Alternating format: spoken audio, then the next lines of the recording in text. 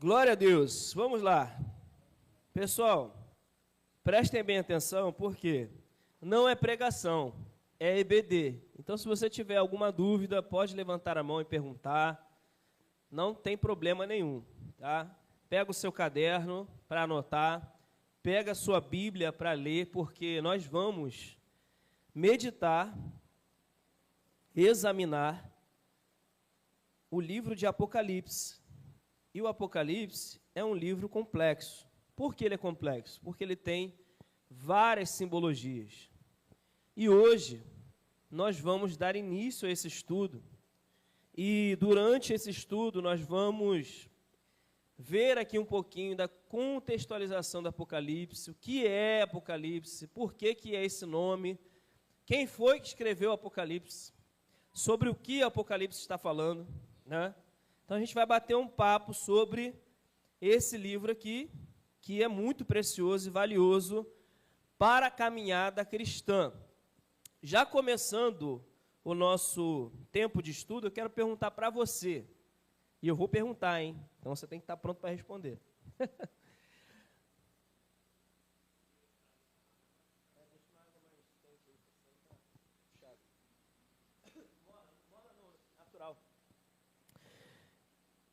Então, pessoal, a pergunta que eu quero fazer para vocês é: o que é o Apocalipse para você?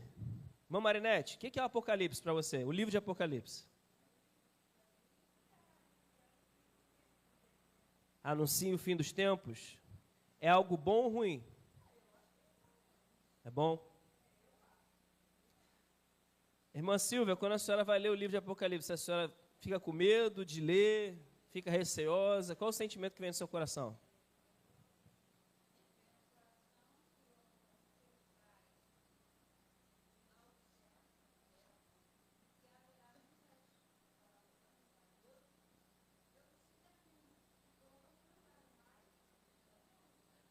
Fica o coração aflito, aquela coisa. Ué, interessante, né? Vou fazer outra pergunta. Irmã Rita, a senhora já leu o Apocalipse? Ou já ouviu alguma mensagem em cima do Apocalipse? Sim ou não? Não, nunca ouviu? Então não vou perguntar, não. Não adianta nada, nunca ouviu. Mas toda vez que passa um filme, né, retratando o Apocalipse assim na televisão, qual é a sensação que dá? É o fim, né? Dá medo? Dá medo? Olha só que interessante. O livro de Apocalipse significa revelação. E essa revelação, ela foi dada por Deus para João. Quem é esse João? Alguém sabe dizer? Que João é esse? O apóstolo João é aquele que se dizia o mais amado por Jesus, né, que inclinava no peito de Jesus, né? Apóstolo amado, querido. O apóstolo João, ele foi o último apóstolo a morrer, né, irmã Pen? Ele foi o último apóstolo a morrer. E ele morreu como? Alguém sabe me dizer? Morte natural. Aonde foi? Na ilha de Pátimos. Mas ele estava lá de férias, férias pastorais, tirou as férias dele pastorais, foi para a ilha de Pátimos com a sua família, curtiu uma praia, foi? Foi assim? Como é que ele foi para lá? Exilado, preso. A história paralela à Bíblia, isso não está registrado na Bíblia, tá? Essa parte que eu vou falar agora aqui. Mas a história dos mártires relata que o apóstolo João, ele foi condenado à morte.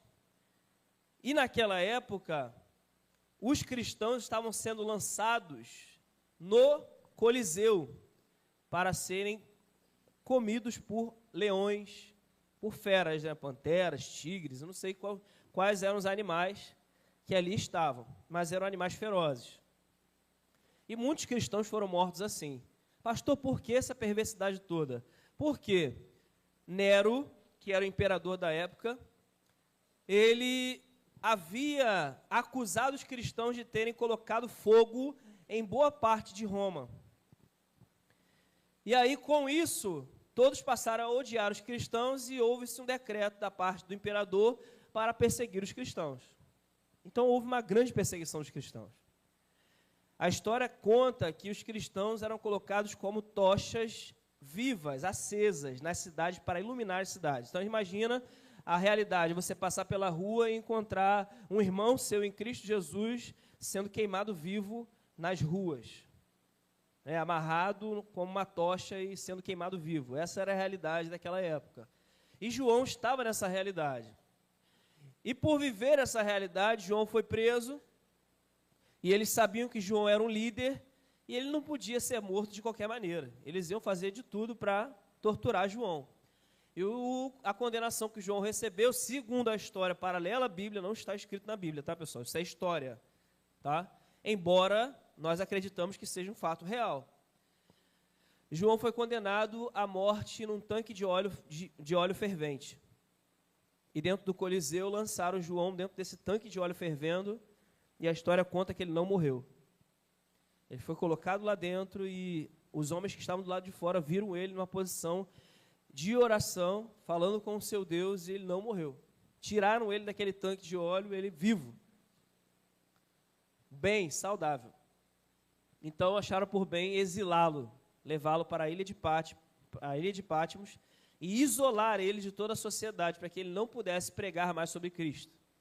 Entenderam, porque, irmãos, imaginam só, uma cultura, uma sociedade onde muitos eram supersticiosos. Os romanos eram supersticiosos, eles tinham vários deuses.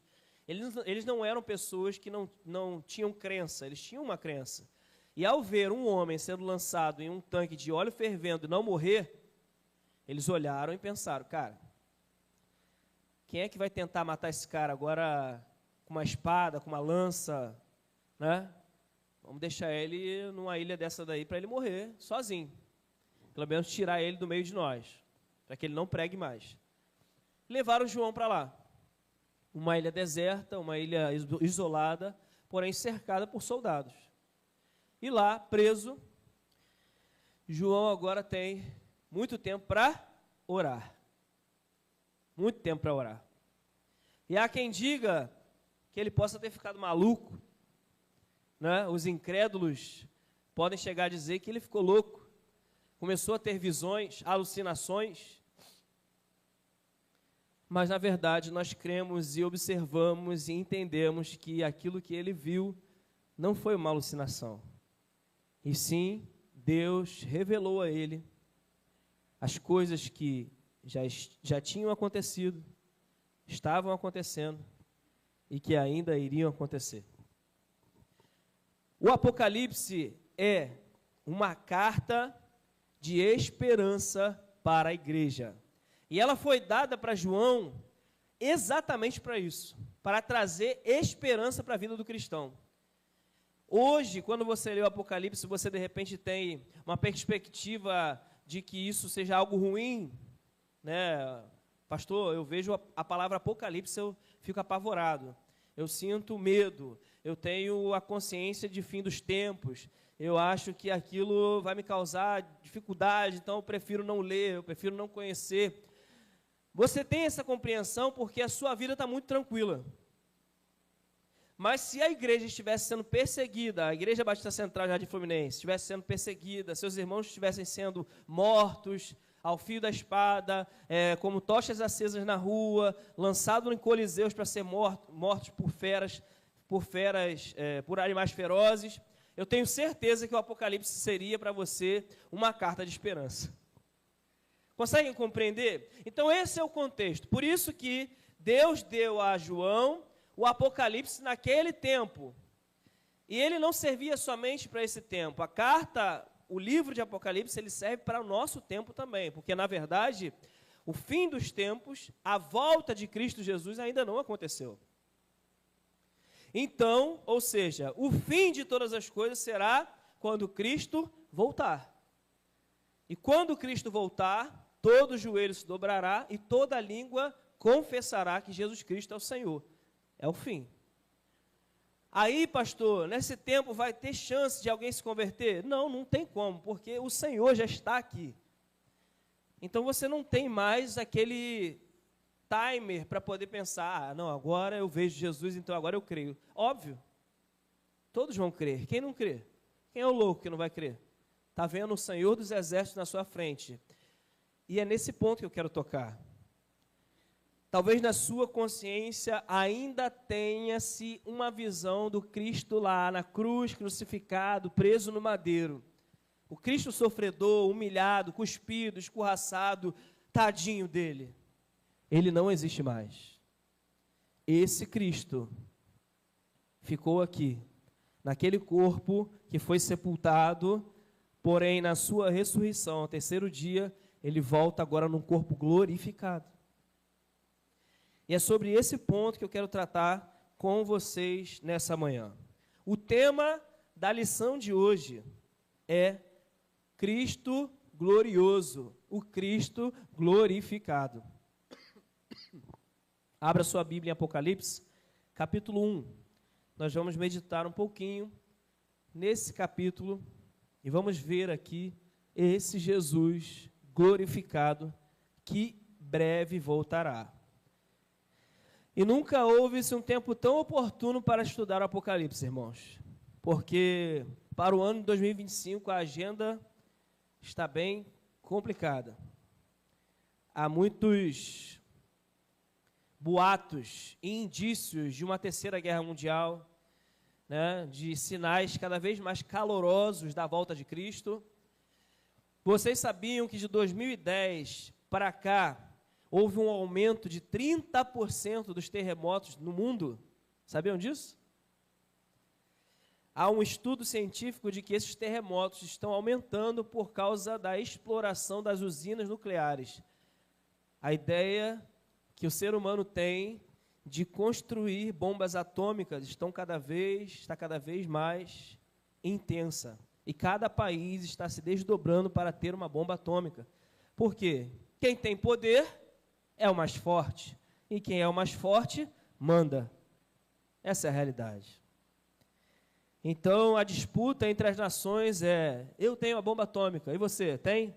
Então, meu irmão, fica quietinho e obedece, porque senão a gente destrói o seu país. Então, pessoal, há uma queda de braço acontecendo entre vários países. E hoje o cenário mundial e internacional é um cenário onde falta apenas uma decisão para uma terceira guerra acontecer. A guerra da Rússia contra a Ucrânia está acontecendo ainda. Muitas pessoas estão morrendo, ainda que você não veja muitos noticiários na televisão sobre essa guerra, mas se você abrir na internet e começar a pesquisar, você vai ver muita coisa. Tá?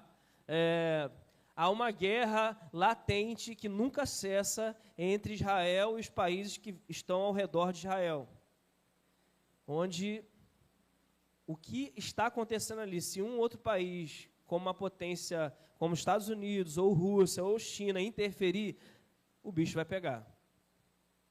Então, quando você olha para o Apocalipse e vê simbologias como o dragão, a besta que surge do mar, né? 7 candelabros, 7 estrelas, né? Uma estrela que cai do céu chamada Absinto. Tudo isso são simbologias daquilo que ainda vai acontecer e que João não tinha noção do que era. Ele olhava, da forma que ele via, ele registrava. Então, há um detalhe importante aqui para a gente entender também, tá? Porque tem pessoas que vão interpretar o Apocalipse de forma literal, e isso é um equívoco, porque o Apocalipse ele é cheio de símbolos. Por que eu digo que é um equívoco, pessoal? Para pensar, raciocina comigo.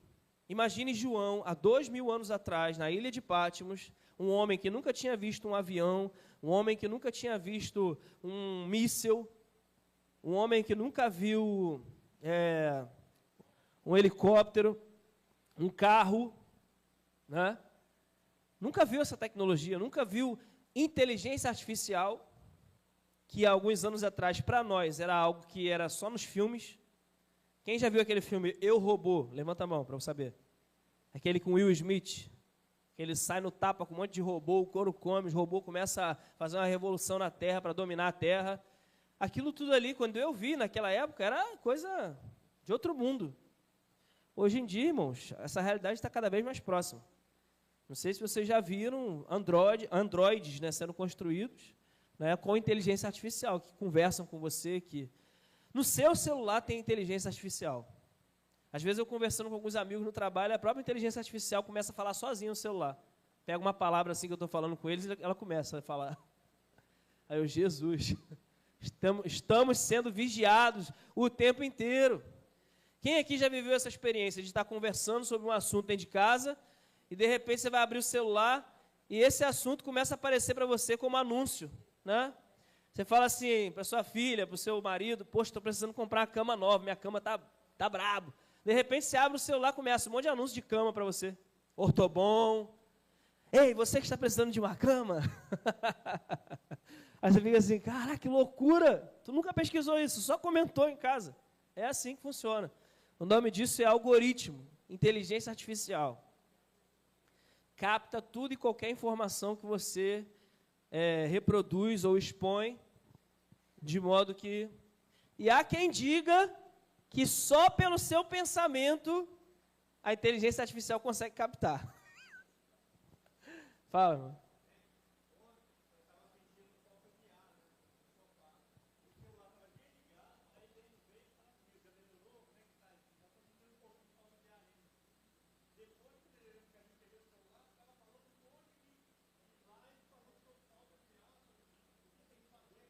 É isso aí.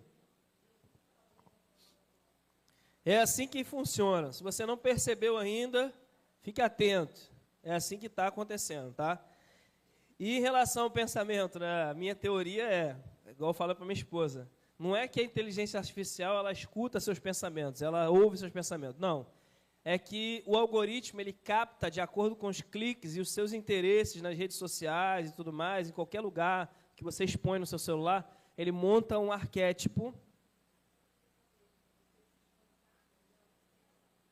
Aí já é outra parada, mas é. Caraca. Pelo olhar, ela... Então, eu prefiro acreditar que era um clique. Aí, o clique... Se bem que agora no áudio ela consegue também, então não tem jeito. O olhar, ainda mais os celulares que têm reconhecimento facial para desbloqueio, né, com certeza. Então, pessoal, nós estamos vivendo um tempo, uma era, onde a tecnologia está dominando. E eu vou dizer outra coisa. Nos meios navais, por exemplo, os irmãos sabem que eu sou marujo, sou marinheiro, e no quartel nós estamos cada vez mais dependentes da tecnologia. Ao passo que eu chego no hospital para ser atendido, e aí o militar vira para mim e fala assim, senhor Johnny, o senhor pode voltar amanhã, porque o sistema está fora de ar, e a gente não consegue prestar atendimento para o senhor, porque não tem internet. Aí eu, como assim? Se eu estiver morrendo, ninguém pode me atender? Não, a gente tem a emergência, mas para casos ambulatoriais é só quando o sistema voltar. Marcar consulta e tal, registrar lá. Estamos dependentes da tecnologia. Tem algo de errado. Consegue compreender, pessoal? Vou buscar um remédio no CEDIM. Não, o sistema tá em baixa, não dá para tirar o remédio, tem que esperar voltar. Volta daqui a 1 hora, de repente voltou aqui a internet para a gente poder manobrar. É surreal. Não tem como compreender. E os sistemas navais estão dependentes da tecnologia. Imagina aqui fora. Então, a coisa está cada vez pior. E essa realidade, João não teve acesso. João não teve acesso. Então, é por isso que eu digo para os irmãos que é um erro achar que o Apocalipse ele precisa ser lido de forma literal. João disse que um grande pássaro caiu do céu. Então, é um pássaro gigante que vai cair do céu, um pterodáptero. Não, irmãos. É a simbologia. Você tem que olhar para aquele cenário bíblico e tentar imaginar, na sua realidade, o que seria esse grande pássaro. Será que é um avião? Não sei. Será que é um avião já existente ou um avião que ainda vai existir? Muito mais potente, muito mais... um supersônico. Ontem eu vi um vídeo de um trem supersônico que viaja na velocidade da luz. Falei, rapaz, que loucura! Eu olhei para aquele vídeo várias vezes e pensei, será que isso aqui é inteligência artificial montando? Deve ser, não é possível. Nunca vi um troço desse. Mas já existem trens que viajam a 300 km por hora, 400, né? China, esses lugares aí mais desenvolvidos, a Coreia, provavelmente tem. Então, voltando aqui, quando eu olho então para o Apocalipse, eu entendo que há muitas simbologias, e essa simbologia ela precisa ser analisada ponto a ponto, fazendo uma comparação com a nossa realidade, tentando entender aquilo que pode acontecer no futuro, né? Algumas pessoas, por exemplo, dizem que essa estrela que cai do céu, chamada absinto, e que cai na água e contamina todas as águas da terra, alguns especialistas e tal vão dizer que essa estrela que cai do céu é aquele míssil criado lá por Putin, da Rússia, né, chamado Satan II, um míssil que eles vão jogar lá no espaço aéreo, lá no espaço sideral, e ele vai voltar com tudo e cair na terra aí, matando geral e couro comendo. Pastor, é isso mesmo? O senhor está falando uma coisa com certeza? Não. Não. O que eu e você precisamos entender é que o Apocalipse ele foi escrito para que a gente fique atento aos sinais. Tenho certeza que quando aparecer o cenário, os sinais, você que leu o Apocalipse, estudou o Apocalipse, examinou as Escrituras, você vai olhar e vai falar, cara, isso daqui está muito parecido com aquilo que eu li lá, com o que João escreveu. Está muito parecido. Esse sistema que o anticristo está implantando na terra, onde só pode comprar e vender se eu estiver aderindo a esse sistema, pô, cara, isso está muito parecido com aquilo que eu li no Apocalipse, falando sobre a marca na mão e na testa.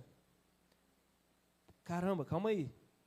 Aí, de repente, aparece as Olimpíadas da França, e na abertura das Olimpíadas, o cavalo branco vindo com toda aquela tropa, uma mesa da ceia com um monte de homossexual sentado. Aí tu fica assim, caraca, peraí. O mundo diz que a Bíblia é uma alegoria, que a Bíblia é um livro que não vale de nada, que são histórias da carochinha.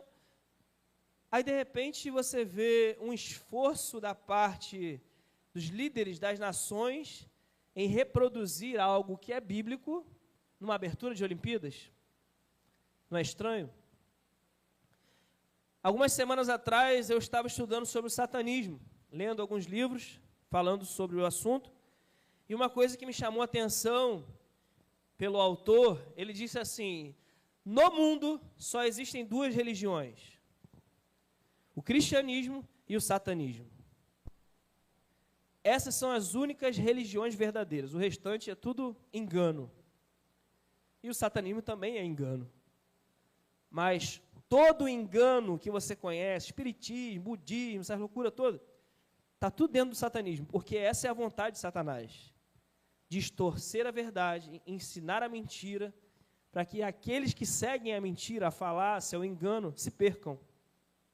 Porque a única religião verdadeira que salva, liberta, transforma a vida de um pecador é o cristão, o cristianismo, é Cristo. Então é por isso que há um esforço de todo o sistema mundial em perseguir os cristãos, em tirar a autoridade do cristão, em enganar a vida de outras pessoas, enganar pessoas, distorcer a verdade, para que as pessoas se percam no caminho. E olha, vou falar uma coisa para os irmãos, é muito fácil se perder. E a própria Bíblia nos ensina isso. Largo é o caminho da perdição e estreito é o caminho da salvação. Né? Então, irmãos, olhos atentos, bem abertos, para perceber os sinais e entender e compreender que o Senhor, Ele deu a João a revelação do Apocalipse para que eu e você tenhamos esperança. Sabe por quê? O Apocalipse, irmãos, é a justiça de Cristo sendo implantada na terra.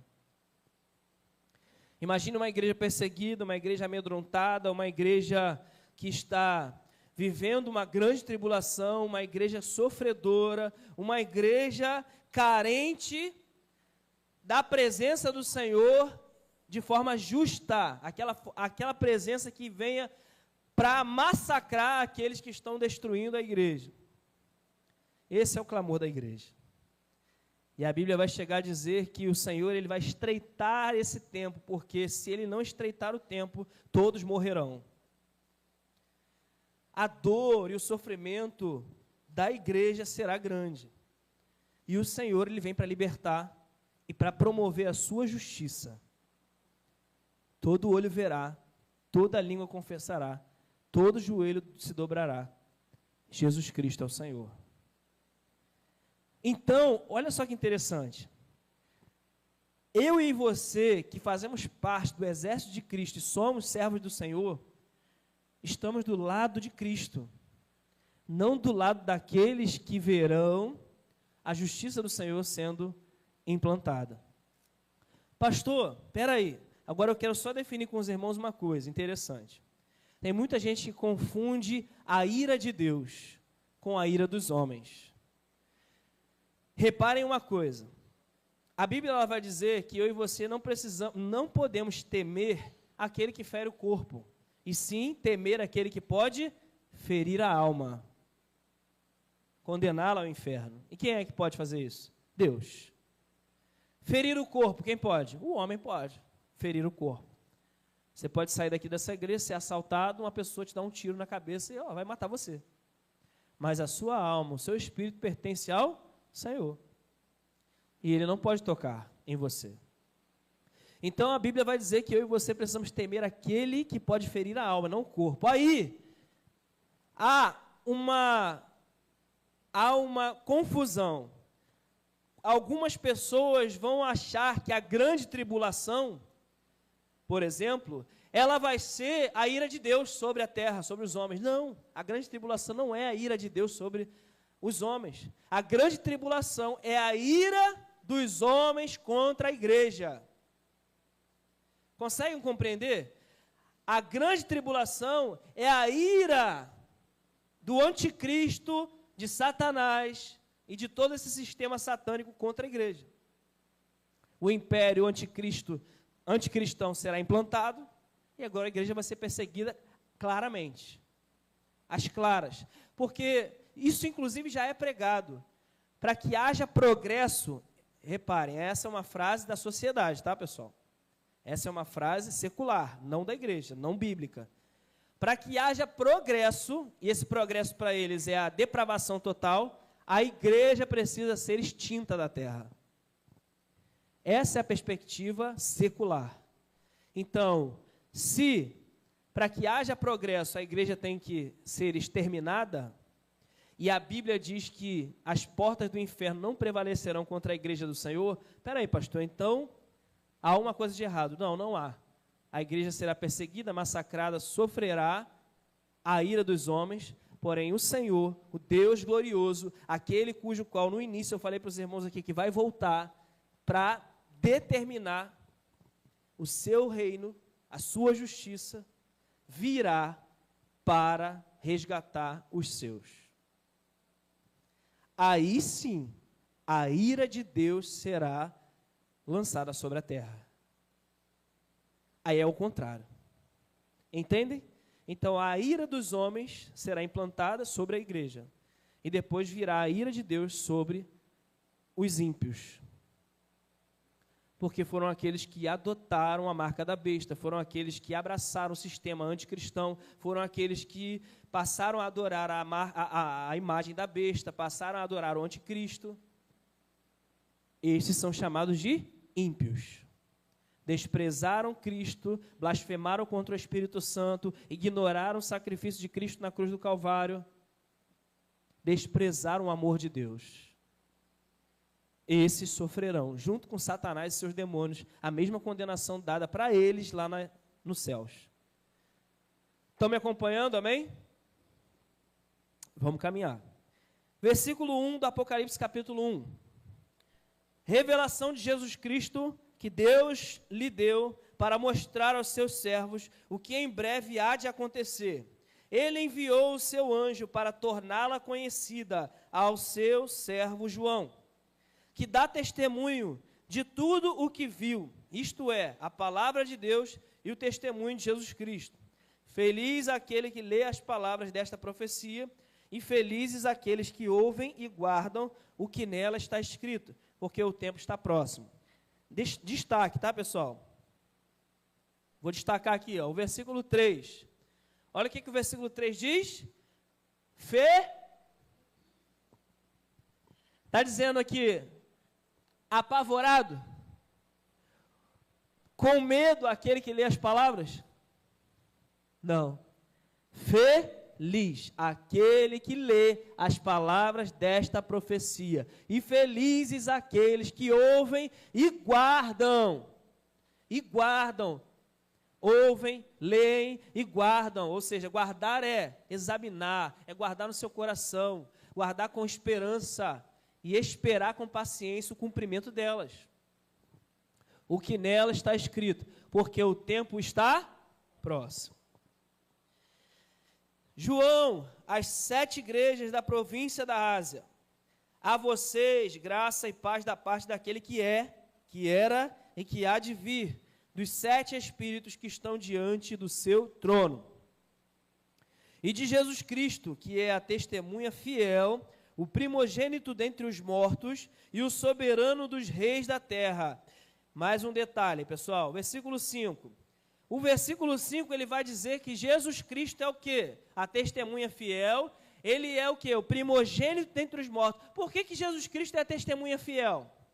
Ele é o único que morreu, foi lá para a terra dos mortos e voltou. Existe algum outro que viveu isso? Não. Ele é o único que morreu, ressuscitou. Ele é o primogênito dentre os mortos. Ele é testemunha fiel. Por que é chamado de testemunha fiel? Porque ele é aquele que vai dizer para mim e para você, ó, é verdade. Tudo isso é verdade. Meu reino está lá, está aqui, esperando você. Eu sou a testemunha fiel de que tudo isso é verdade. Creia em mim. Eu sou o caminho, a verdade e a vida. Aquele que crê em mim. Então, irmãos, olha só.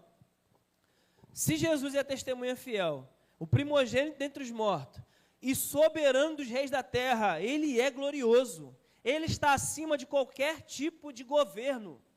É o Senhor, né, das nações. Ele que nos ama e nos libertou dos nossos pecados por meio do seu sangue. E nos constituiu reino e sacerdotes para servir a seu Deus e Pai. A ele sejam glória e poder para todo sempre. Amém. Eis que ele vem com as nuvens, e todo o olho verá, até mesmo aqueles que o transpassaram, e todos os povos da terra se lamentarão por causa dele. Assim será. Amém. Irmãos, imagina só, Jesus voltando, o ímpio vendo e ficando desesperado. Já ouvi alguns relatos de pessoas que eram satanistas, amavam a Satanás como nós amamos a Deus e chamava Satanás de pai. Quando seus olhos se abriram para enxergar a mentira a qual eles acreditavam, porque o que é pregado no satanismo é que Satanás ele é um injustiçado, tadinho. Ele só queria, né, ser igual a Deus, mas Deus ele era egocêntrico demais para permitir isso e falou, não, aqui só pode ter um governante, vaza.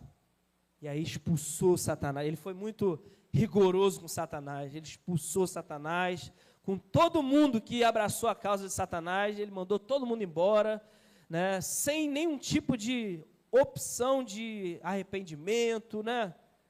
Satanás, tadinho, ele foi injustiçado. E assim como Satanás, nós também somos injustiçados, né? Deus ele foi injusto conosco.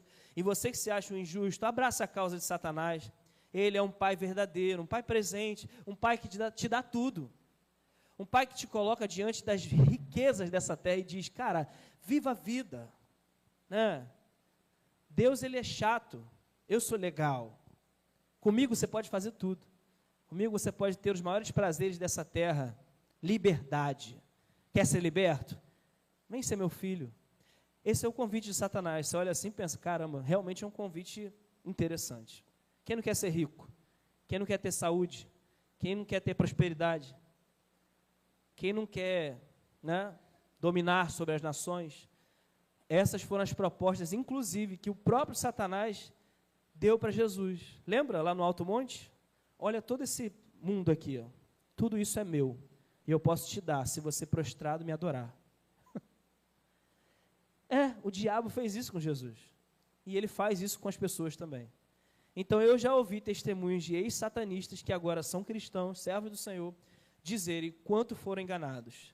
Acreditaram de fato que servindo a Satanás, no final de tudo eles teriam vitória.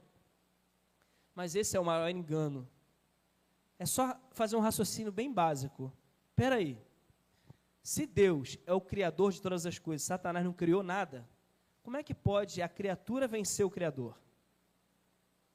Embora na perspectiva de algumas pessoas Deus possa ser ausente, em muitos sentidos, Ele não é ausente, Ele está presente em nossas vidas. Mas você precisa invocar o seu nome, invocar a sua presença. Senão, Ele faz se Ele quiser. Irmãos, então, alguns de nós não podemos nos deixar enganar. Deus é o Senhor, Jesus é o alfa e o ômega, o princípio e o fim. Ele é o Criador, Ele é o Todo-Poderoso e Ele reinará e Ele aplicará a sua justiça e a ira de Deus recairá sobre a terra. E quem sofrerá? Os ímpios. Versículo 8. Eu sou o alfa e o ômega, diz o Senhor Deus, o que é, o que era e o que há de vir, o Todo-Poderoso. Irmãos, esse texto é tremendo demais, porque quando eu e você, de repente, questionamos ou balançamos em pensar no poder de Deus, limitar de alguma forma em nossa mente o poder do Senhor, Ele é grandioso. E agora eu vou apresentar aos irmãos que não conhecem a forma, a imagem desse Jesus que vive, que reina e que é o Senhor dos céus e da terra. Mas o seu reino na terra será exposto, apresentado somente na sua volta. Por enquanto, quem reina aqui é Satanás. É por isso que a Bíblia diz que no mundo jaz o maligno. O mundo está morto com o maligno e está debaixo da sua vontade. E é claro, irmãos, Satanás não faz nada sem a permissão do Senhor. Então não pense que ele faz tudo isso, né, que ele está fazendo, porque ele é o cara. Não, porque Deus está permitindo. E ele sabe disso. Só que enquanto Deus vai permitindo, ele vai fazendo. E sabe qual é o maior prazer de Satanás? É fazer o que ele fez com Jó. Lá no livro de Jó, você vê uma linguagem poética, porém, bem clara daquilo que Satanás faz com Deus. Tenta fazer com Deus, né? Ele tenta dizer assim, ó, você criou, mas a sua criatura insiste em me adorar. Não era para adorar você? Vocês se lembram do que eu sempre ensino para os irmãos aqui? E não é ensino meu, é bíblico. Qual é o propósito pelo qual você foi criado? Adorar a Deus. Então Satanás vai fazer o quê? Distorcer o propósito. Quando há uma quebra do propósito pelo qual nós fomos criados, Satanás ele conseguiu realizar a missão dele, que é o quê? Ai Deus, você não criou? Olha lá, eles insistem em me adorar. Pastor, como é que eu adoro Satanás? Pecando, desobedecendo, se rebelando, indo na contramão daquilo que é a vontade de Deus, submetendo-se à vontade da carne. Fazendo isso, você está sendo um adorador de Satanás. Que é isso, pastor? É por isso que soa tão forte quando eu digo que quando eu era mundano, quando eu não era cristão, eu era um servo de Satanás. Não somente pecava, mas ao não me contentar com o meu próprio pecado, insistia e influenciava outros a pecar comigo. Porque ninguém quer ir para o inferno sozinho. Embora nem saiba que está indo para o inferno, muitas vezes, quer arrastar sempre alguém contigo. Oferece droga, oferece cigarro, oferece bebida, tudo isso. Chama para ir para um adultério junto, influencia o outro a fazer as coisas erradas, a trair com você. Ninguém quer fazer sozinho. E, ainda que você faça sem ensinar nada para ninguém, sem tentar influenciar nada para ninguém, aos olhos daqueles que estão te observando, você já está influenciando. E aí eu vou trabalhar um exemplo bem direto para os irmãos. Por exemplo, a paternidade. Ainda que um pai não ensine isso para o seu filho com palavras, mas se ele ensina por fazer, ele está dando um exemplo, uma instrução muito mais poderosa do que falando. É a mesma coisa que um filho ouvir o pai dizer assim, ó, não beba. Se eu pegar você bebendo bebida alcoólica alguma vez no bar, eu te encho-lhe de pancada.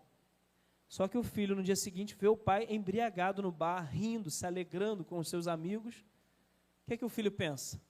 Pô, tem alguma coisa de errado. Meu pai disse para eu não fazer, mas ele faz e se alegra, então é um negócio bom para mim. Então eu só preciso fazer longe dele, para ele não ver. Então é assim que funciona. Isso para qualquer tipo de situação. O exemplo, ele ensina, influencia. Lembra daquilo que eu falei para os irmãos lá atrás, quando eu preguei aqui sobre liderança? Cada um de nós somos líderes. E a liderança, ela é a arte de influenciar pessoas, para o bem ou para o mal. Você é um líder, quer você queira ou não. Alguma pessoa você está influenciando, com as suas atitudes, com a sua fala, com o seu caminhar, com o seu testemunho. Então, você é um líder, quer queira ou não. Então, voltando para cá.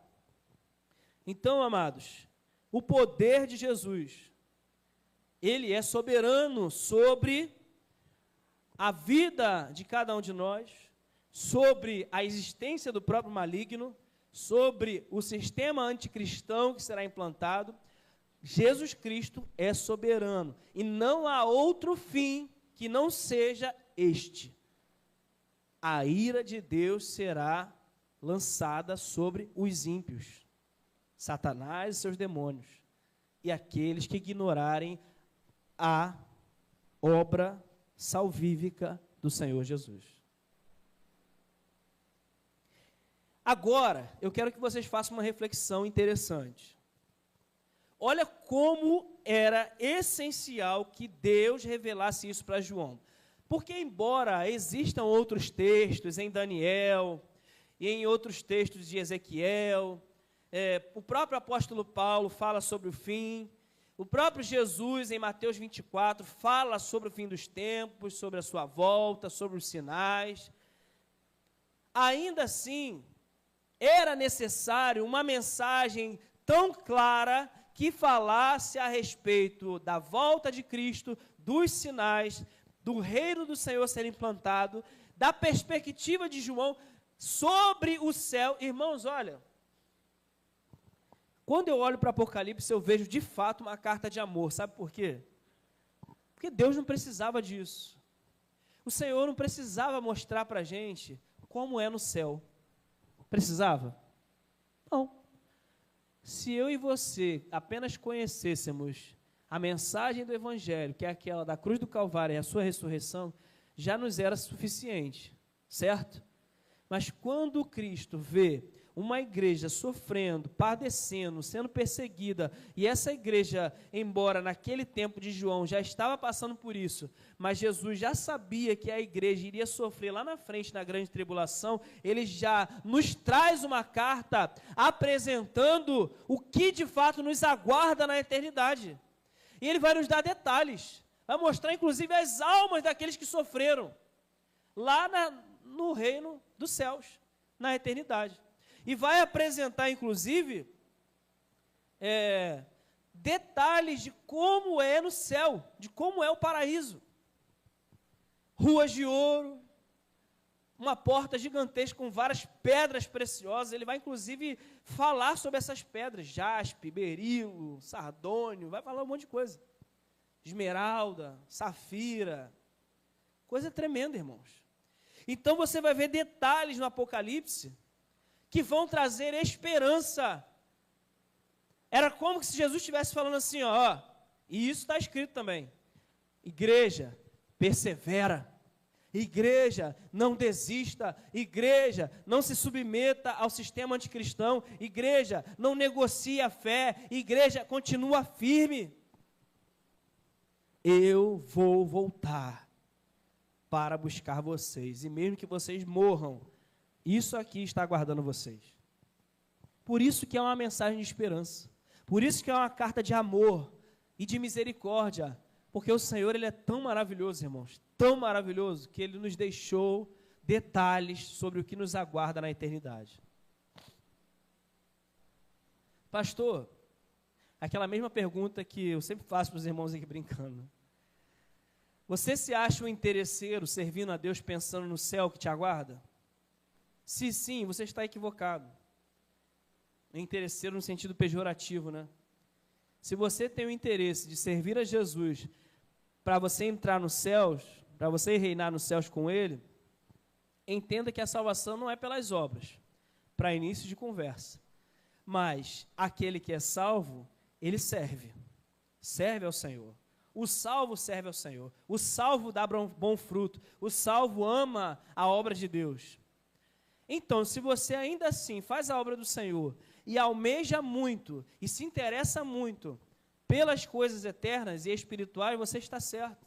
Você não é um interesseiro.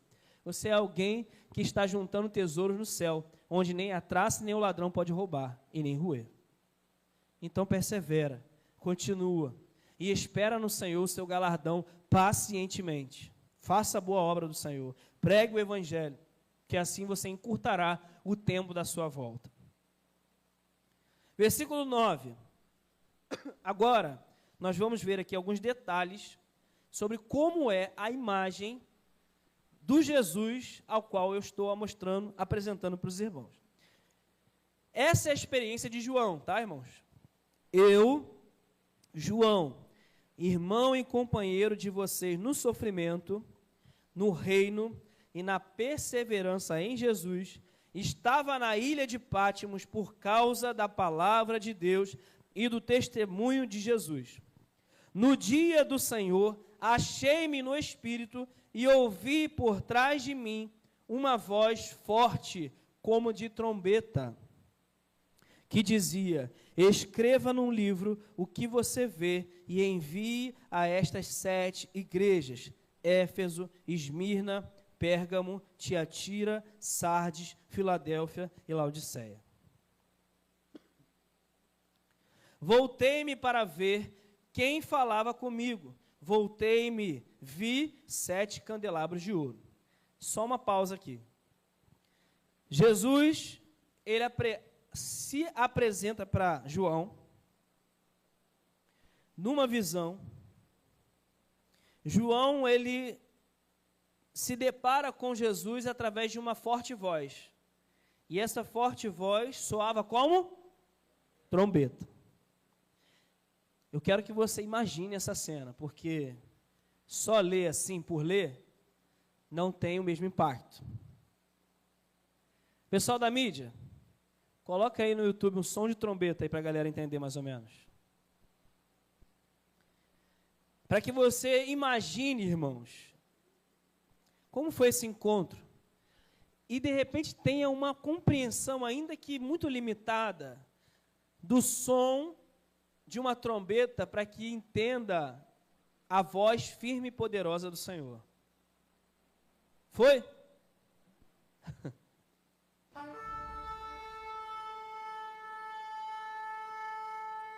Essa é uma trombeta ressoando. Então, pessoal, esse som de trombeta foi o que João usou para comparar a voz do Senhor. Olha como ecoa, olha como é forte, é poderosa.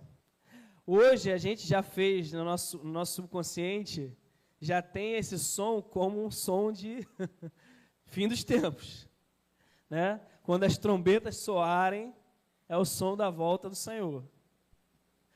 E aí, pessoal, esse som, como de uma trombeta, lembrando que é uma comparação que João faz, porque acredito eu ser um som incompreensível na consciência humana, seja algo com certeza sobrenatural, um som totalmente diferente.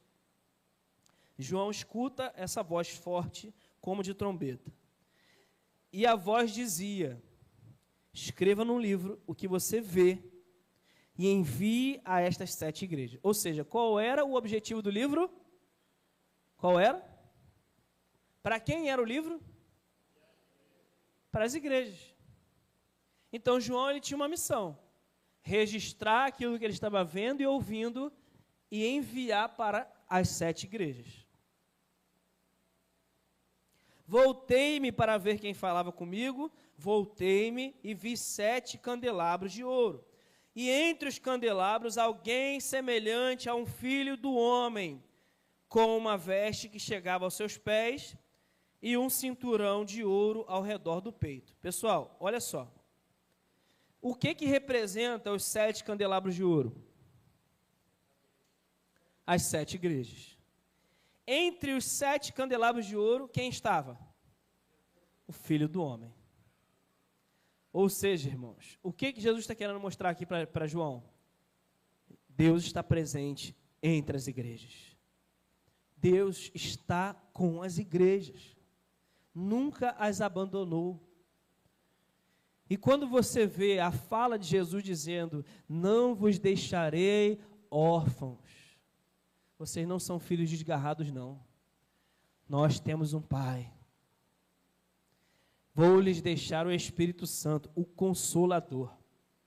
Ele está no meio de nós, no meio da igreja. Não pense que você está só. Quando a aflição vier, quando a perseguição vier, quando o sofrimento começar, lembre-se que Jesus Cristo está contigo. Não pense que está só.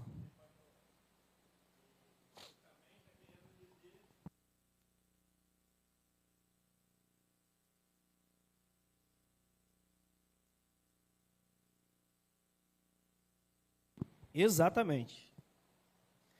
Essa perspectiva nós temos, mas muitas vezes esquecemos que os olhos do Senhor estão nos observando.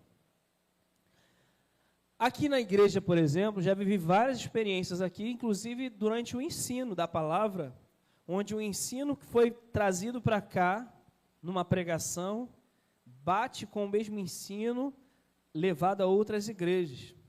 Já tive várias experiências de pregar mensagens aqui que eu não alinhei com Jéssica, e Jéssica, junto com o Ministério Infantil, ensinar no mesmo dia uma mensagem igual à que foi pregada para toda a igreja, para as crianças, no contexto das crianças.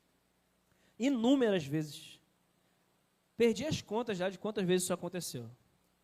Nessa mesma semana, o irmão Fernando me mandou uma mensagem com a foto da sua devocional no dia 2 de janeiro, mostrando o tema da sua devocional, que foi o mesmo tema pregado aqui no dia da virada, um novo tempo. O Espírito Santo está presente em nossas vidas, e ele está coordenando o avanço da igreja, o amadurecimento do ensino da igreja. Não desprezem o ensino. Igreja do Senhor Jesus, não despreze o ensino, porque é no ensino que se tem libertação, é no ensino que se tem maturidade, é no ensino que há crescimento, é no ensino que há cura de feridas, de falsas perspectivas, de ilusões que eu e você possamos ter acerca da vida cristã. Ensino da palavra é um pilar da nossa fé. Nós não podemos ignorar, desprezar, ainda que você tenha a compreensão de que ler é chato, estudar é chato. Muita gente tem essa perspectiva ainda. Rompa essa barreira. Esforça-te. Tem de bom ânimo. E certamente você será muito edificado através do ensino da palavra. Vamos juntos. Então, no versículo 13, nós vemos aqui que Jesus ele estava com uma veste que chegava aos seus pés e um cinturão de ouro ao redor do peito. Sua cabeça e seus cabelos eram brancos como a lã, tão brancos quanto a neve, e os seus olhos eram como chamas de fogo. Seus pés eram como bronze numa fornalha ardente, e sua voz como o som de muitas águas. Opa!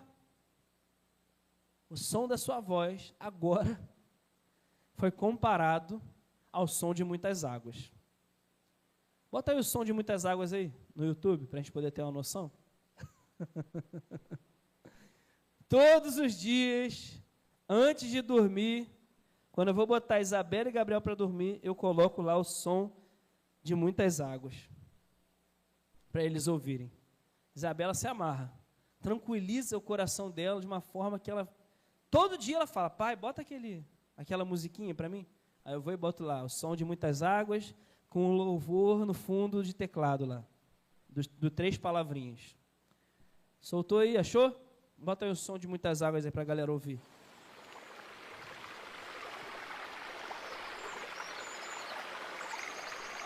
Esse aí está contaminado com som de passarinho.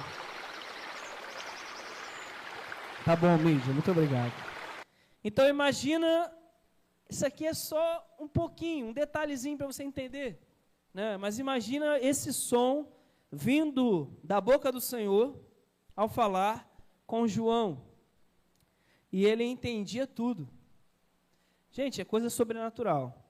Então, aquela visão, aquela perspectiva de um Cristo humilhado, escorraçado, dilacerado na cruz, precisa cair por terra, porque isso já passou. O nosso Senhor, agora, Ele está num corpo glorificado. E acredito eu que, deste modo que Ele se apresenta para João, é uma forma com a qual Ele se mostra para apresentar de fato o que Ele é. Rei, eterno, alfa e ômega, o Todo-Poderoso. Ele apresenta para João a sua glória, o seu esplendor, para que de fato nós como igreja venhamos a ter a compreensão genuína de quem Jesus é. Então, irmãos, vamos continuar.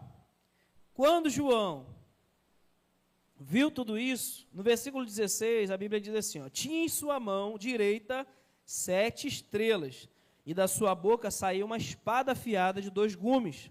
Sua face era como o sol, quando brilha em todo o seu fulgor. Quando o vi, caía aos seus pés como morto. Então ele colocou sua mão direita sobre mim e disse, não tenha medo, eu sou o primeiro e o último. Sou aquele que vive, estive morto, mas agora estou vivo para todo sempre, e tenho as chaves da morte e do Hades. Escreva, pois, as coisas que você viu, tanto as presentes como as que estão por vir.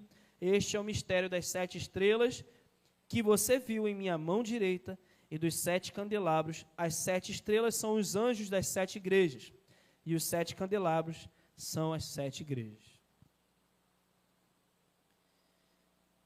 Irmãos, vamos lá. Eu quero agora definir com os irmãos o significado, embora seja um significado um tanto poético, mas que nos traz uma visão mais completa da glória de Jesus e o significado de cada item que compõe o seu corpo, a sua armadura, os detalhes que a Bíblia nos traz. Olha só que interessante.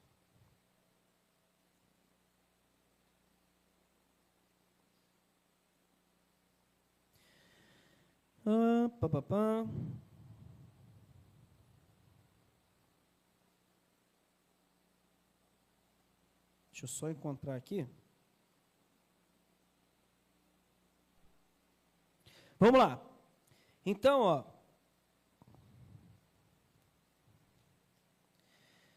Os 7 candeeiros de ouro representam as 7 igrejas. Jesus está no meio delas, mostrando sua presença constante. Os cabelos brancos de Jesus representam a pureza e a eternidade. Deus, ele é puro, santo e ele é eterno. Por que o cabelo branco representa a eternidade? Porque o cabelo branco, ele nos faz lembrar a experiência, a sabedoria.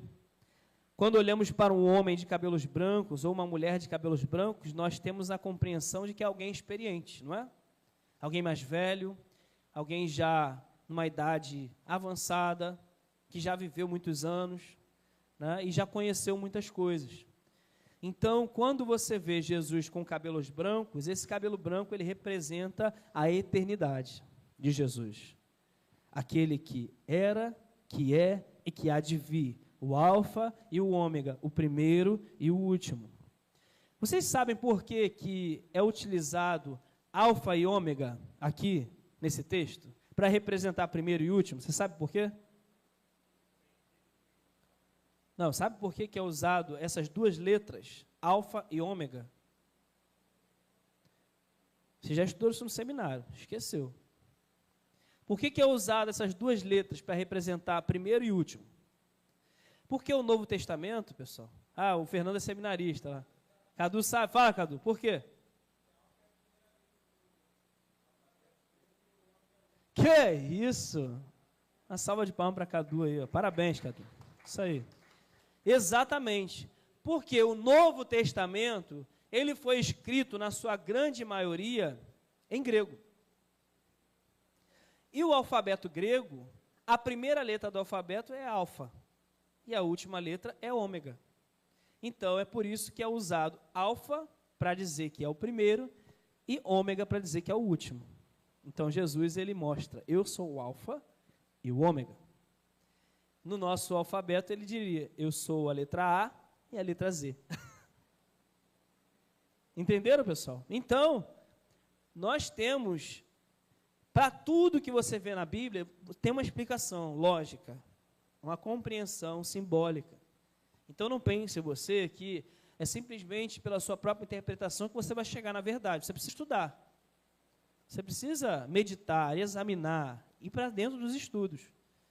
Escrever, fazer perguntas. Quantas vezes eu levei as minhas dúvidas para o seminário? E sedento pela resposta. Inclusive, essa semana mesmo eu fiz uma pergunta para o pastor Guilherme, o nosso presidente da Associação Batista Gonçalense. Mandei uma mensagem para ele no Instagram lá perguntando. E ele ficou sem resposta, porque era uma pergunta realmente complexa, de uma atitude de um ser humano. Então, irmãos, a resposta dele, na verdade, foi até os certos, de vez em quando, erram. Então, pessoal, eu e você precisamos entender que o cabelo branco, ele representava a pureza e a eternidade, e que Deus não faz nada sem propósito, tá, pessoal? O fato de Jesus se apresentar para João daquela forma, ele tinha um propósito naquilo, e um ensinamento para trazer para todos nós.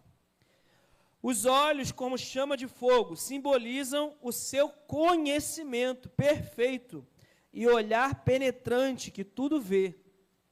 Olha só que interessante. Então, os seus olhos, como chama de fogo, mostra para nós o seu conhecimento perfeito, a sua onisciência, né? Dono de todo o saber, criador do conhecimento. Ele é o que criou todo o planeta Terra, irmãos. Toda a ciência foi dada por ele. Conhecimento é dele. Então, seus olhos, como chama de fogo, representam o conhecimento penetrante, perfeito, que conhece todas as coisas e que tudo vê. Então, você tem a onisciência de Deus com seus olhos de fogo.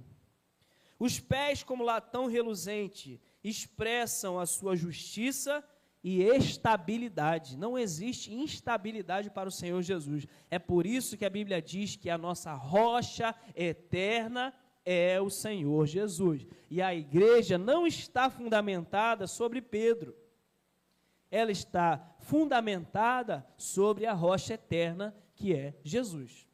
Pedro, tu és pedrinha, e sobre esta rocha edificarei a minha igreja, e as portas do inferno não prevalecerão contra ela. Ou seja, o que Jesus estava dizendo para Pedro? Vocês, irmãos, aqui, que são Pedros, que são pedrinhas, vocês compõem esse grande edifício espiritual que é a igreja. Porém, a igreja está fundamentada sobre Petra, a rocha eterna, que é quem? Jesus. E sobre esta rocha edificarei a minha igreja, e as portas do inferno não prevalecerão contra ela. Se tivesse sobre Pedro, vocês acham mesmo que a igreja estava firmada até hoje? Jamais. Porque na primeira oportunidade, Pedro negou Jesus 3 vezes. Se tivesse, lascou-se, meu irmão. A gente já estaria perdido. Então, a rocha é Jesus. A rocha é Jesus. E Pedro também sabia disso. Ele mesmo disse, indigno. Depois que negou a Jesus, ele mesmo se chamou indigno de ser salvo. Vamos lá, vamos caminhar. Então, os pés do Senhor, de latão reluzente, representam justiça e estabilidade. Não pense você que você não está sendo visto, que vai passar batido as suas ações, o que você pensa, o que você acredita, vai ficar escondido. Não, meu irmão. Tudo vai ser exposto.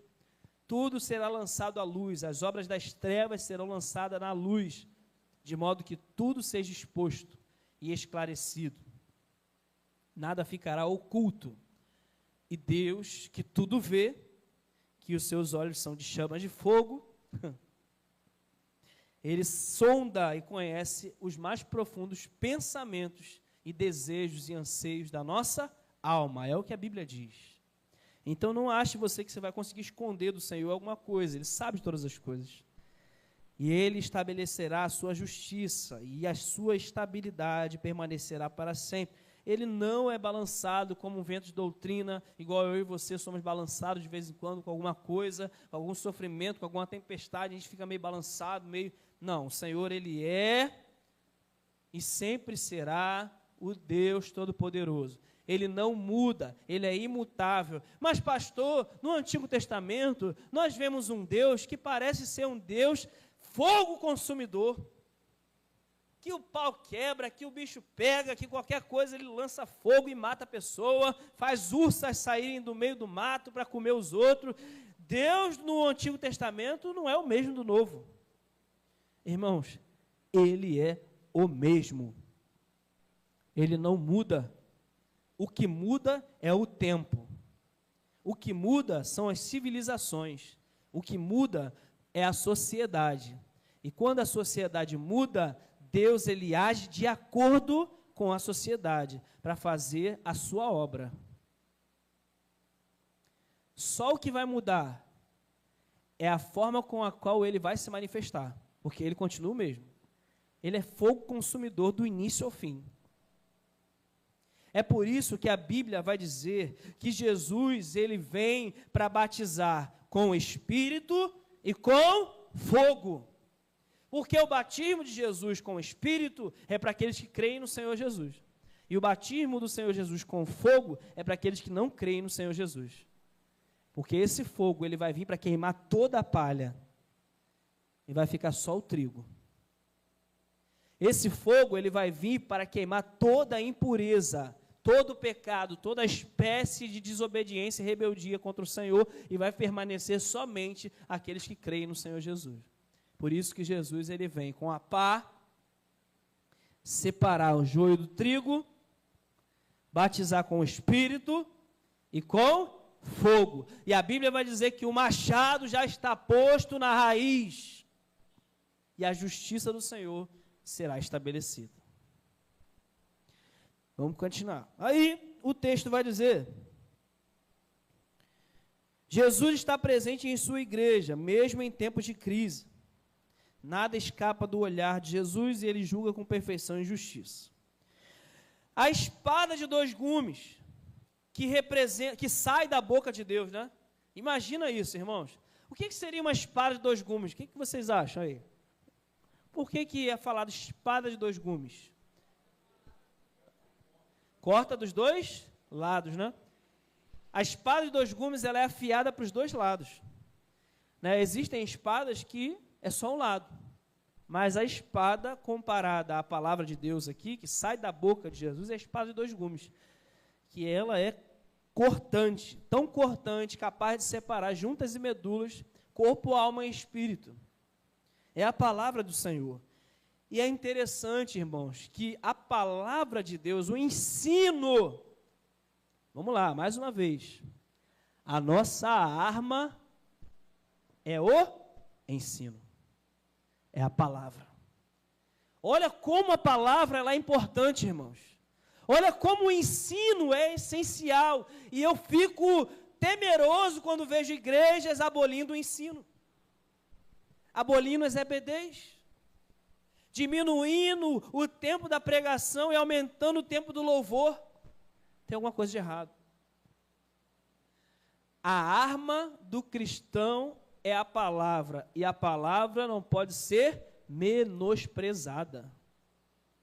Já teve vezes que eu fui pregar em outras igrejas, convidado, que a coisa se estendeu tanto no louvor, que quando chegou na hora da palavra, o irmão chegou para mim e falou: pastor, tem problema se o senhor pregar só em 15 minutos? Eu falei: irmão, vou pregar o que Deus falou comigo. Vamos ver se a gente consegue. Assumi o púlpito e, meu irmão, não tem como não. O pastor Johnny fala pelos cotovelos, meu. Pregar em 15 minutos é uma tortura para mim. Consigo, mas não me preparei para isso. Mas, não estou dizendo para os irmãos que em algumas determinadas ocasiões a palavra vai ser mais curta. Não estou dizendo isso. Isso pode acontecer. Mas ela nunca pode ser desprezada. Desprezada. Então é por isso, irmãos, que eu e você, como servos do Senhor, devemos aproveitar as oportunidades para pregar o Evangelho. Um aniversário, por exemplo, é importante que se tenha um tempo de palavra, de oração. No sepultamento, é importante que se tenha um tempo onde a palavra será pregada. Num casamento, é importante que se tenha um tempo onde a palavra será ministrada. A palavra não pode ser menosprezada. E ela não pode servir como um espetáculo. Ela é, e sempre será, uma arma capaz de cortar e separar juntas e medulas, corpo, alma e espírito, e penetrar no mais profundo do seu coração, tirando você da sua zona de conforto e trazendo você para um lugar de arrependimento, de transformação e de salvação. Essa é a palavra de Deus. Essa é a espada de dois gumes, que representa a palavra de Deus, que tem autoridade para julgar e consolar. Outro detalhe importante, irmãos, a mesma palavra que consola e conforta a vida de alguém que está em sofrimento, é a mesma que julga. Em que sentido? Eu e você só temos a compreensão daquilo que é errado ou certo através de quê? Da palavra, irmãos. Então, embora você veja no texto bíblico dizer: não julgueis para que não sejais julgados, o que o texto está dizendo é que você não pode olhar para o seu irmão e olhar para ele como se você estivesse superior a ele e não errasse. E o julgasse de forma a condená-lo, o que não é o seu dever. Seu dever é expor a verdade. E julgar não a pessoa, mas julgar a prática abominável dela e julgar o ensino pelo qual ela acredita. Você precisa julgar. E o tempo inteiro o ser humano faz julgamentos. Mas esse julgamento, ele não pode e não deve tornar você arrogante ao ponto de achar que você é o dono da lei, o dono da verdade. Conseguem compreender, irmãos? Então é por isso que quando o pastor prega aqui, e o Espírito, ele me incomoda, e quando não me incomoda, ele incomoda outros, e os outros falam comigo, e quando eu digo outros, eu falo da minha esposa, ela sempre me alertava no início, e dizia: meu amor, quando você pregar, lembre-se, você também está debaixo dessa palavra. E a palavra não é só para a igreja, é para você também. Então não é vocês precisam se arrepender, é nós precisamos nos arrepender. Então, muitas vezes na pregação você vai ouvir eu falar você, e depois você vai ouvir falar nós. Porque eu não posso me esquecer que esta palavra também é para mim. Então é por isso que a Bíblia, ela é a palavra de Deus, ela é a espada de dois gumes, ela é capaz de consolar e ela também é usada para julgar. Então, quando estiveres diante de uma situação pecaminosa, contrária à palavra de Deus, julgue pela palavra. Mas a palavra, ela precisa não matar, mas sim edificar. Ao passo que você julga não para matar, nem para condenar, mas para edificar e restaurar. Aí a decisão é da pessoa. Se ela quiser se matar, é com ela mesma. Porque tem gente que ainda assim insiste em errar e insiste em permanecer no pecado. Então você lava suas mãos e segue adiante. Mas o seu dever é falar a verdade. E tem um tempo certo para isso, tá, irmão? Não é qualquer momento, não. E aí a gente chega naquele texto que fala assim, ó, não distribua pérolas a porcos. Não distribua pérolas a porcos. Dê testemunho de Cristo. E quando chegar o momento oportuno, você vai saber como se importar. Por exemplo, e eu já disse isso para os irmãos, use a palavra para edificar, não para condenar, não para destruir. Um exemplo de destruição seria se eu chegasse aqui no púlpito e começasse a expor aqui os pecados do irmão Francisco, do irmão Ricardo, e começar aqui a julgar cada pecado deles na frente dos irmãos e bater na cabeça deles de uma forma que os irmãos vão se sentir constrangidos, envergonhados, e não é isso que eu quero. Eu quero que eles se sintam restaurados, cuidados. Já teve situações aqui que a pessoa não me pediu conselho, mas a minha posição como pastor me dá autoridade para aconselhar a pessoa e exortar ela. Afinal de contas, ela decidiu ser pastoreada, não decidiu? Se eu não pastorear, eu não cumpro a minha função. Então é por isso que eu às vezes pego no braço, levo para o gabinete, com todo respeito, um convite caloroso, sentamos juntos, olhamos face a face um no outro, oramos pedindo ao Senhor discernimento, entendimento da palavra e conselhos carinhosos são dados, a fim de que haja restauração e edificação da vida da pessoa. É assim que funciona. Para que haja crescimento. Mas são conselhos carinhosos, embora às vezes firmes, rígidos e um pouco desconfortáveis, principalmente para mim, porque queria eu poder viver a minha vida, cuidando apenas da minha vida, da minha família, da minha casa, e ignorar todos os outros ao meu redor, mas o Espírito Santo não deixa. Ele não deixa, irmãos, não deixa. Sento nesse banco aqui, eu fico incomodado, parece que tem formigas na minha cueca, eu fico desesperado. Eu tenho que chamar a pessoa para conversar, porque eu vejo a morte no semblante dela. Tem um amigo meu no trabalho que ele está vivendo mais ou menos isso. Você olha para o rosto dele, você vê o semblante de morte no rosto dele. E eu cheio de coisa para fazer, aí eu falo, cara, tem que falar com esse cara, eu tenho que conversar com ele. Vem cá, meu amigo, vamos conversar, senta aí, vamos lá. Aí, começa a falar aí, o que está acontecendo, cara? Seu olhar é de morte. Parece que você mastigou o fel de uma galinha e está amargo. Aí o cara começa a falar. E você percebe que aquilo é uma realidade. Mas a palavra precisa ser dita, anunciada, com amor, com respeito, para que haja edificação. Não ignore a voz do Espírito Santo. E saiba que o mensageiro, às vezes ele morre. Às vezes o mensageiro morre. Lá no passado, os reis, eles enviavam os seus mensageiros para poder falar para o outro rei que ele ia atacar. Imagina só, o rei Ricardo, ele pega lá a mensageira Lene, vai lá no reinado do Cadu e diz para ele que se ele não me der 50 toneladas de ouro, amanhã eu vou invadir e vou matar todo mundo. Mensageira Lene vai lá no rei adversário, ó. Chegou de cavalo, sozinha. Ó, rei, trouxe a carta aqui para o senhor. Espera eu ir embora para o senhor ler. Às vezes o mensageiro morria. E não pense você que será diferente contigo no Evangelho. Provavelmente alguns irmãos aqui sabem do que eu estou falando. Na hora que você vai dizer a verdade, ainda que com carinho, com amor, o bicho pega, meu irmão. E parece até que você que é o dono daquela verdade que você está levando a mensagem. Você só é o mensageiro. Mas você acaba pagando pato. Aí você se torna o inimigo, você se torna o cara chato, você se torna o cara que está julgando, enfim. A palavra do Senhor representa espada de dois gumes. E ela tem autoridade para julgar e para consolar.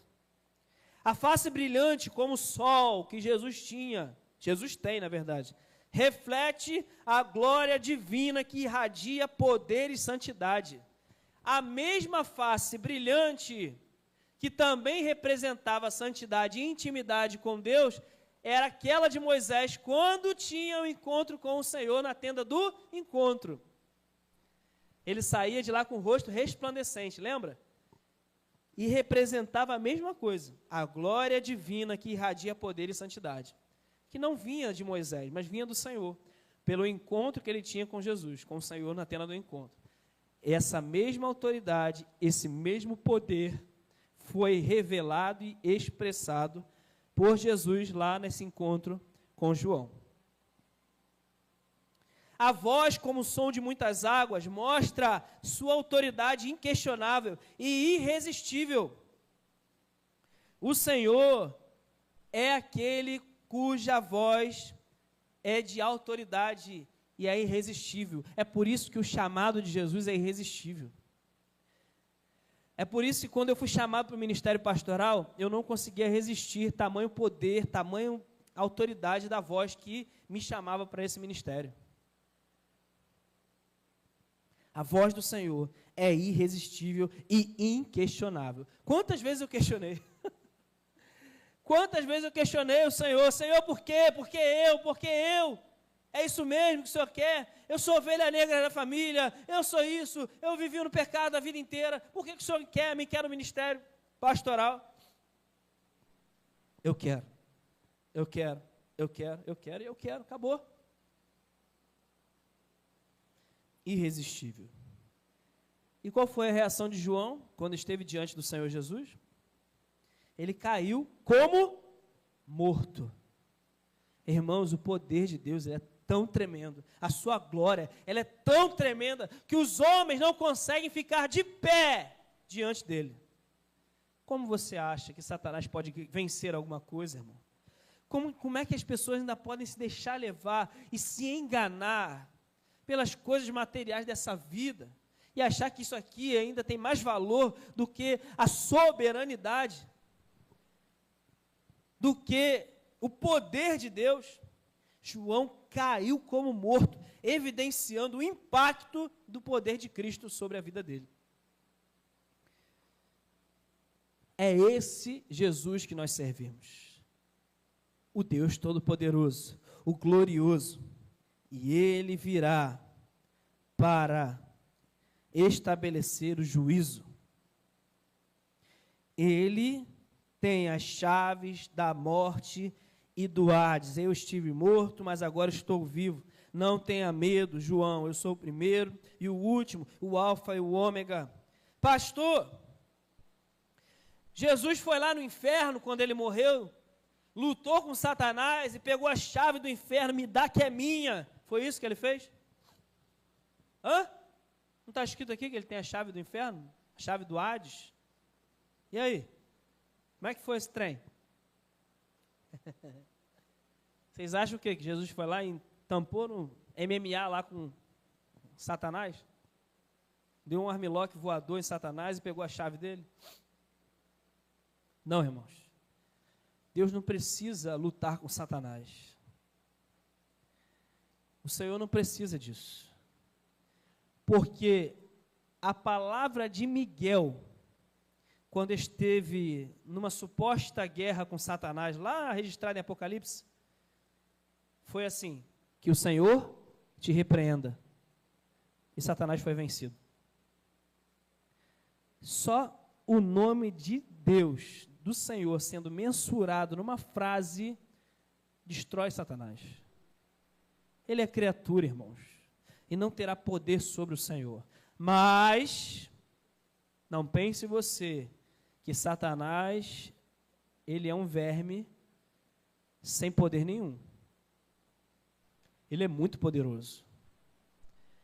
E para guerrear contra ele e contra os principados e potestades que caminham nesta terra, o que Jesus disse que a gente tem que fazer? Hein, irmãos? Orar e jejuar. Alimentar-se espiritualmente. Estar pronto. Não pense você que você vai chegar diante de Satanás e vai mandar um labachure, cantarébias na frente dele e ele vai sair correndo, não, meu irmão. Você precisa estar pronto.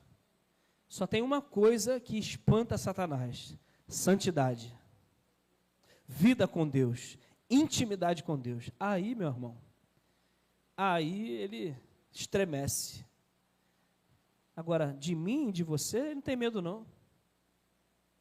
Nós, para ele, somos apenas vasos quebrados. Mas quando esses vasos estão cheios da glória e da presença do Senhor, meu amado, aí ele foge. Ele não tem poder sobre nós. O Senhor nos protege. Lembra que o texto diz que para cada igreja um anjo do Senhor estava sobre ela? Eu acredito que não são os pastores, não. São, você acredita que são? O texto diz que tinha 7 candelabros. Os 7 candelabros representam as igrejas e 7 anjos. Mas a Bíblia não fala que foi escrito para os 7 anjos, não. A Bíblia está falando que foi escrito para as 7 igrejas, mas não para os 7 anjos. Os 7 anjos do Senhor, na minha visão, não são os pastores, não. Eu não sou anjo. Eu não sou anjo. E nunca vou ser. Nunca serei anjo, irmãos. Essa história de dizer, o pastor da igreja é o anjo da igreja. Meu irmão, eu não sou anjo. E o anjo, a irmã está rindo ali. O anjo, para início de conversa, ele não tem sexo. Eu tenho sexo, sou homem. Eu não sou anjo. Eu sou o pastor da igreja. Jesus me usa para conduzir o rebanho dele, para cuidar do rebanho dele. E eu sou cuidado por ele. O anjo da igreja, que a Bíblia relata, na minha visão, acerca do Apocalipse, é o anjo do Senhor. São os anjos que guardam, que acampam ao nosso redor para nos proteger. Entendem? Compreendem isso? Porém, eu preciso destacar que a doutrina do anjo da guarda, pregada pelo catolicismo, é um equívoco. Não existe anjo da guarda. Da forma como é ensinado. O que é ensinado no catolicismo? A irmã pode me corrigir, se a irmã já foi católica. É que quando você nasce, você tem um anjo que vai te acompanhar como guia da sua vida e ele vai te proteger de todo mal durante a sua vida inteira. Não é isso que é pregado? É o anjo da guarda. Hã? Então o anjo Gabriel ele é onipotente, ele é onipresente, né? Ele está em todos os lugares, né? Não, o anjo não é onipresente. Igual Deus, só Deus é onipresente. Deus, ele é onipresente, e ele é o único. Esse é o único, é um atributo que Deus tem que ele não compartilha com ninguém. Nós chamamos de atributos incomunicáveis. Quais são os atributos incomunicáveis de Deus? Onipresença, onisciência, onipotência. Só ele tem esses atributos, só ele pode todas as coisas, só ele está em todos os lugares ao mesmo tempo, só ele conhece todas as coisas. Fala.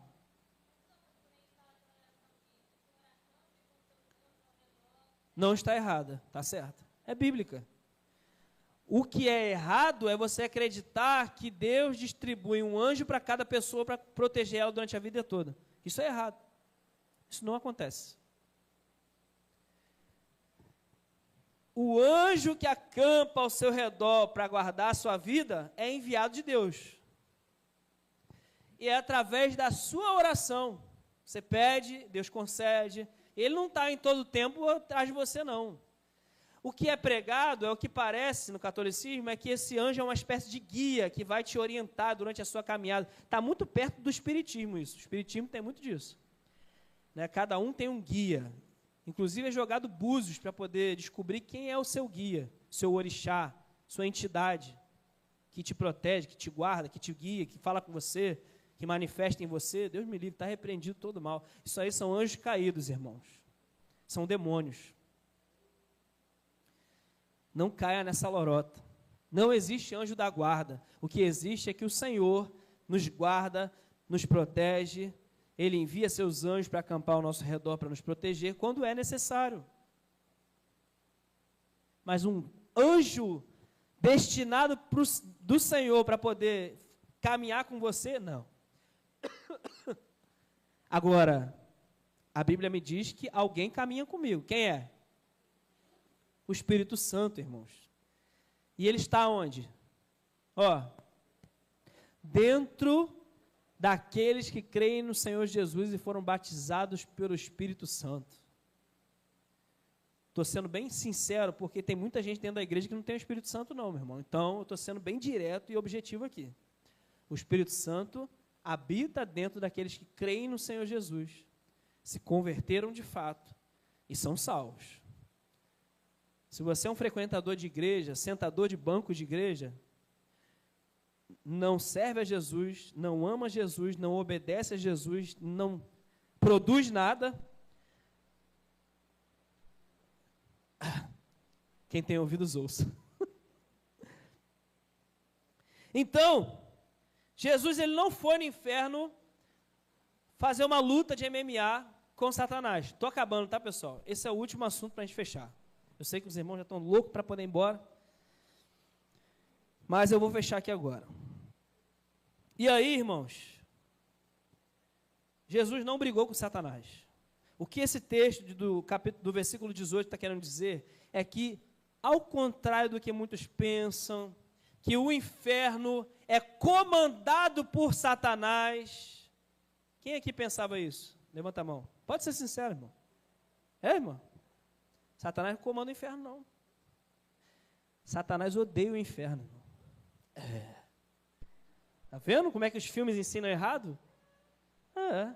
Tem muita gente que pensa, né, que vai ser mandado para o inferno e lá Satanás vai chicotear você, vai mandar os demônios dele, vai lá, pega ele, tortura ele. Negativo, meu irmão. Os demônios estremecem só de pensar em serem lançados no abismo. Eu provo para vocês na palavra. Quem é bom de Bíblia aí? Quem se lembra do texto? Fala aí. O endemoniado de Gadara. Lembra desse texto? Quem conhece? Levanta a mão para eu poder saber. Pouquinha gente, hein? Que é isso, gente? O texto do endemoniado de Gadara é aquele que Jesus ele vem de barquinho com os seus discípulos, tem uma grande tempestade, e aí ele vai, fala lá, calma tempestade, a tempestade acaba, e eles chegam num lugar chamado Gadara, também conhecido como Gerasa. E lá nesse lugar tinha um homem que a Bíblia diz que ele era possuído por demônios. O homem não conseguia nem morar em casa mais, ele estava morando no cemitério, andava pelos sepulcros, vivia acorrentado e ele quebrava as correntes, para vocês verem como ele era endemoniado. E quando Jesus chegou lá em Gerasa, em Gadara, o que ele fez?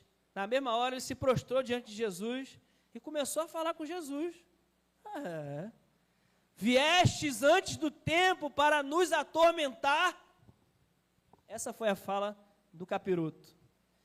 Jesus olhou para ele e falou assim, calado, não fala nada. Aí ele foi e falou, não. Não manda a gente embora, não. Porque eles estavam com medo de ir para o abismo, de serem lançados no abismo. Esse abismo ia levar eles para o inferno. E para sair de lá, aí, meu amigo, só invocando. É por isso, irmãos, que existem feitiços de invocação, abertura de portal, essas loucuras todas que você vê aí de feitiçaria, que você vê em filmes da Marvel, essa coisa toda, isso é tudo satanismo. Faz o feitiço aqui, abre o portal ali, sai não sei quem daqui, escreve um pentagrama no chão, faz não sei o quê, bate aquele olho de Horus dentro de uma pirâmide assim, tudo isso aí é satanismo. São invocações de demônios. Aí, os satangós que estavam dentro do endemoniado lá de Gadara, que eu não sei o nome dele, não foi falado na Bíblia, disse para Jesus que ali era uma legião, ou seja, mais de 6.000 demônios habitavam naquele homem. E eles não queriam ir para o abismo. Eles mandavam naquela região. E os demônios são territorialistas. Aí eles pedem para Jesus, deixa que a gente vá para os porcos. Aí eles vão para os porcos, Jesus vai lá e repreende, eles vão para os porcos, e os porcos começam a se lançar no abismo para morrer. Quando o porco morre, o demônio fica solto de novo para poder entrar em alguém, fazer a arruaça na vida de outra pessoa. Mas a última coisa que eles querem é serem lançados no abismo. É a última coisa que eles querem. E Jesus, ele pode fazer isso. Ele faz. Mas quando que Jesus vai fazer isso de uma vez por todas? Olha o que o Apocalipse diz, que no fim dos tempos, quando ele voltar, que ele vier para poder estabelecer a ira de Deus sobre a terra, todos os capirotos da vida vão ser lançados aonde? No lago de fogo. Então, minha irmã, o diabo não manda no inferno. O que o texto diz? Sou aquele que vive, estive morto, mas agora estou vivo para todo sempre, e tenho as chaves da morte e do Hades. Ele tem as chaves do mundo dos mortos e do inferno. Ele manda lá. Jesus, ele manda nos céus, na terra e no inferno. Então não pense você que o diabo, ele é o comandante do inferno. Não. O inferno foi criado para ele, inclusive. Satanás e seus demônios, para eles sofrerem e serem condenados pela rebeldia deles. Só que, atualmente, eles estão soltos, para que se cumpra as Escrituras. Tem muita gente lá no inferno. Irmão. Tem gente e tem demônio no inferno, sofrendo. Mas alguns deles ainda estão por aqui entre nós. Satanás é um deles. Mas um dia, esse dia virá, onde eles serão condenados para sempre ao sofrimento do lago de fogo e enxofre.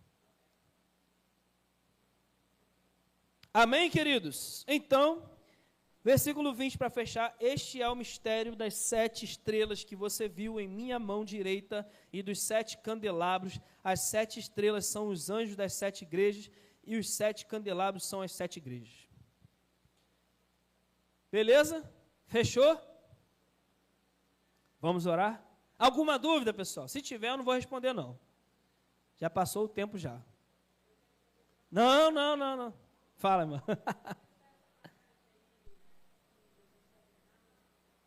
De quê? Ah, o endemoniado de Gadara? Puxa vida. Deixa eu ver aqui agora. Eu acho que é Lucas alguma coisa. Deixa eu ver aqui. Eu vou ensinar um negócio para os irmãos nunca mais ficar na dúvida. Quando quiser saber onde está uma passagem bíblica, é só escrever no Google. Endemoniado de Gadara, vai aparecer lá o texto lá. Eu vou botar aqui. Pronto, aí, ó. Mas tem outro texto também, não é só em Mateus não, né? Ó, então, esse texto tem em Mateus, tem em Marcos e tem em Lucas. Mateus 8, 28, mas eu aconselho ler o de Lucas, que Lucas é mais detalhista. Então, Lucas 8, 26. O texto está lá, nessa referência aí. Você lê a referência toda, né, irmão? Ó, Lucas 8, 26 ao 39. É o texto onde fala todinha a história do endemoniado de Gadara, para vocês verem essa questão aí. O pessoal gosta, né, de saber coisas, né, de aprender coisas do lado oculto da coisa. É importante conhecer o inimigo, sabia?